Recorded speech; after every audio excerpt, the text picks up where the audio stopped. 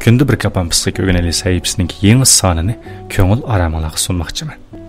Бүгінгі мәзмұлlarımызды яқтырып аңлығайсылар. Бәзі бір қысым пәрзент тәрбиелеш ұсулдары хата болсымы, ата-аналар өзініңки көнген адаты бойынша бұны айты тоғыра. Мен балам бұл яқшы болсын үшін мұшында қылып атыма деп өз пікірді чың тұрып алды. Әмді бұл қыл пәрзент тәрбиелеш ұсулы ұзымыда давамлы шебесі пәрзентлерге пайдалық болмасының әксіше пәрзентлерініңки кейінгі өз пейтілшіге айты пасып тәсілерін көстіші мүмкін. Мәселен, мысал еп бақайлы. Сән әқиқатан дөт. Qarğına özünge. Sen şunçilik işini mi kılanmadın? Ben seni de kançılıkça batattım. Sen bunda kısan bana kandak 100 kilo alaysa. Bir anınınki bu sözleri kılçı mı? Yaman niyetli deyilmegen. Hatta bu sözlerge perzentiki boğan çoğunkur mihir muhabbeti çoğunkur yoşurangan. Ama bunda ifadeleş usulü perzentin hayatındaki çoğun bir pasıp bişaret bop gelişi mümkün. Şunun bilen belki biz anımızdaki nazarda münevver bolanmağanlığımız üçün yavaşlık bilen köreş kılmayımız yoki raqobatga duch kelgan chaqda ikkilanmayla vaz kechimiz. İtaliyalik dаңlıq balalar ma'rifatchisi Montessori ilgari mundaq bir ishni misol qilgan. Bir kun u yaslidagi balalarga intayin qiziqarli bir darsni yana manqisini qandaq etishni o'rgatmoqchi bo'lgan.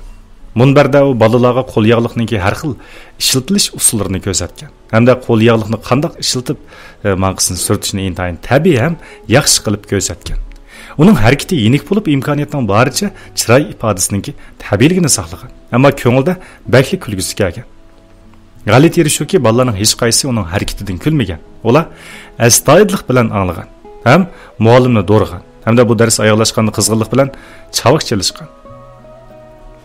Montessori bu kichik qo'llarniki shuncha yangroq chavoq chalalig'iga hayron qolgan. Buningdan balalarniki bu darsni intayin yaxshi ko'rganligini bilib olib bo'ladi.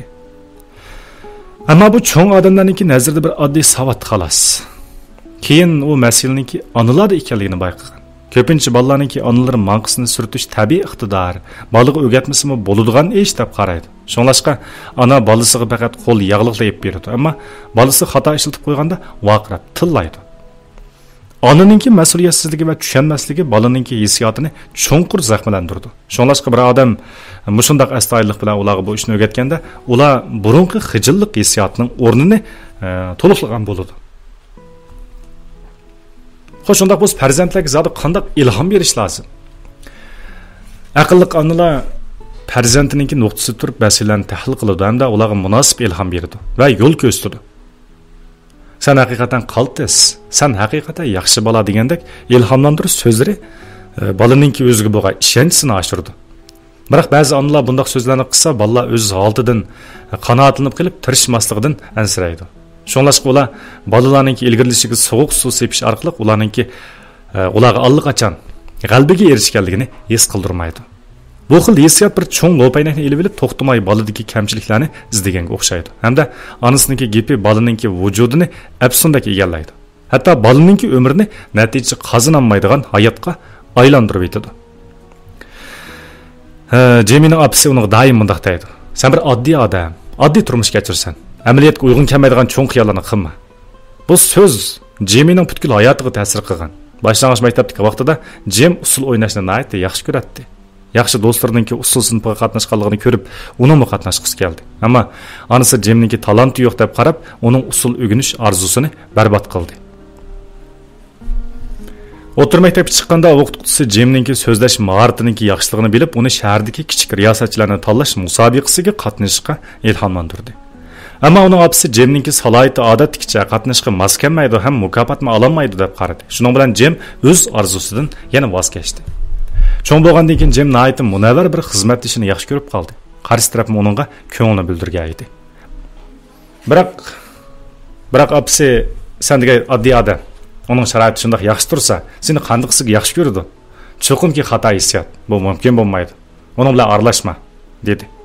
Shuning bilan Jem yana o'ziga tava bo'lgan bu go'zal muhabbatdan voz kechdi. Onasining so'zlari Jemini shunday cheklab turadi. Kichik vaqtida onasi undaq deganda Jem qarshi turishni o'ylab, o'zini munavvar odamga aylanalayman deb qaragan. Biroq opasi jiq so'zlagandan keyin u o'zininki oddiy bir odam ekanligiga ishongan.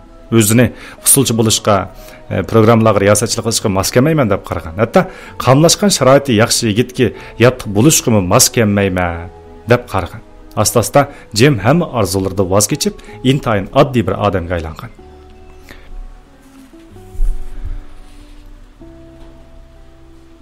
Amaliyotda har bir odamniki qalb kuchi intayin zo'r.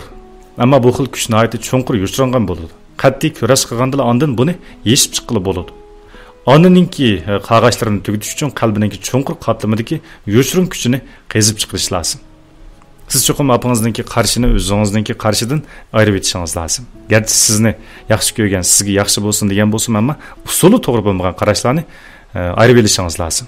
Sizning o'zingizningki o'ylig'ini bor, hamma ishda har yerda onangizningki ko'z qarashi bo'yicha ish ko'rishingizning faqatla zaruriyati yo'q. O'zingizning kimligini, o'zingizningki qanday ortiqchilik, qanday kamchiligingiz borligini, qanchalik yashashingiz lozimligini, qanday usulda orzularingizni reallikka aylantirishingiz lozimligini aniq bilishingiz lozim. O'zingizningki qimmatni qanoatlarni yaratib, onangizningki ilhomi bo'lmasimi, olg'a mang'alaydigan bo'lgan vaqtingizda onangizningki qaqshashlarmi tabiiyla tugishi mumkin. Xo'sh do'stlar, bugun nayta turmushlik bo'lgan bir mazmunni do'stlar bilan o'rtoqlashgan bo'ldik. Turmushda biz ma'lum bir yosh qo'ramizga yetgandan keyin o'zimizningki bir mustaqil qaror chiqaradigan bir vaqtlarimiz keladi. Ba'zi ishlarni bajargan vaqtimizda, ba'zi bir qarorni chiqargan vaqtimizda cho'qim o'zimiz qaror chiqarishimiz lozim. Endi u bizningki mustaqillik iqtidorimizningki eshig'ini aytib turtki bo'ladi. Kelgusida biz ma'lum kishilarningki himayasiga erishmay turib o'zimizning yo'lni o'zimiz dog'dan mang'alaymiz. Birisi yo'l ko'rsatmasmi, o'zimiz mustaqil holda hayotimizdagi cho'ng, muhim qarorlarni tanlashlarni o'z oldimizga mustaqil chiqargan vaqtimizda bizningki keyingi o'sib yetilishimiz, keyingi kishilik taraqqiyotimiz buni aytdi, sog'lom holatda davomlashadi degan gap.